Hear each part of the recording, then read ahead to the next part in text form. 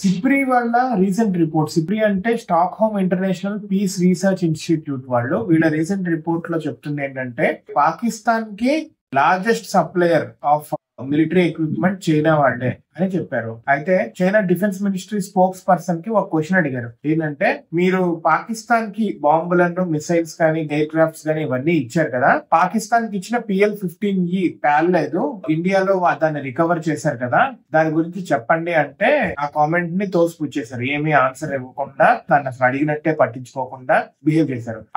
అది పెట్టేసి మాకు భారతదేశం పాకిస్తాన్ రెండు పక్క పక్కనే నేబర్స్ మాకు అని చెప్పి వేరే ఆన్సర్స్ ఏవో ఇస్తున్నారు. At the end of the day దానికైతే ఆన్సర్ ఇవ్వలేదు. చైనాకి మాత్రం భారీ దెబ్బ తగిలింది. ఇప్పటికే చాలా మంది చైనా కాకుండా మన భారత్ కి వచ్చి భారత్ యొక్క సత్తా చూసిన తర్వాత భారత్ డిఫెన్స్ ఎక్విప్మెంట్ తీసుకుందామని కూడా ప్లాన్ చేస్తున్నారు. దీనికి కామెంట్ ఎవరు పాకిస్తాన్ వాళ్ళు చేయలేదు, చైనా వాళ్ళు చేయట్లేదు, చైనా వాళ్ళు చేయాలి. యాక్చువల్లీ ఎందుకు ఇలా జరిగిందని టెక్నికల్ ప్రాబ్లం కూడా వాళ్ళు తెలుసుకోవాలి కూడా. వై దిస్ హస్ హ్యాపెన్, వాళ్ళు సరిగ్గా పేల్చలేదా, అది తయారీ తప్పు ఉందా అనేది వాళ్ళు తెలుసుకోవాలి. దీన్ని ఇలా తోసిపుచ్చేస్తే they have to comment, right?